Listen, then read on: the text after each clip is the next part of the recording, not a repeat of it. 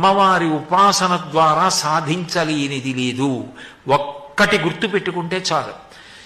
ఇది నువ్వు ఇప్పుడు పట్టుకోవద్దు అనుకున్నప్పుడు ఆవిడ దానికి దూరంగానూ ఉంచగలదు.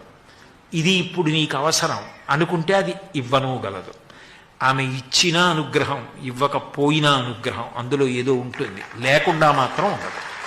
అది మాత్రం పరమ సత్యం. నాకు తినాలనిపించినా మా అమ్మగారు నాకు నువ్వుల గుండ అన్నం పెట్టకపోతే నాకు వేడి ఇప్పటికే చేసి ఉంది, ఇంకా తింటే దగ్గొస్తుందని మా అమ్మ పెట్టదు. మా అమ్మ పెట్టకపోవడంలో నా క్షేమం ఉంది. మా అమ్మ పెట్టినా నా క్షేమం ఉంది. పెట్టినా పెట్టకపోయినా ఆమె పాదాలు వదలకపోవడంలో భక్తి సంస్కారములు ఉన్నాయి. అటువంటి తల్లి కొలువైనటువంటి విజయవాడ పట్టణానికి లోటెక్కడుంది?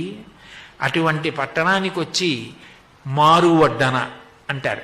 ఒక్కసారి చెప్పి వెళ్ళిపోయాం అనుకోండి. ఇప్పుడు తల్లి వంకాయ కూర వండి పిల్లాడికి పెట్టింది అనుకోండి, వాడు తినేసి లేచిపోతున్నాడు అనుకోండి, ఎరా ఒక్క మాటే తిన్నావు, కూర బాగులేదా కొట్టుకుపోతుంది.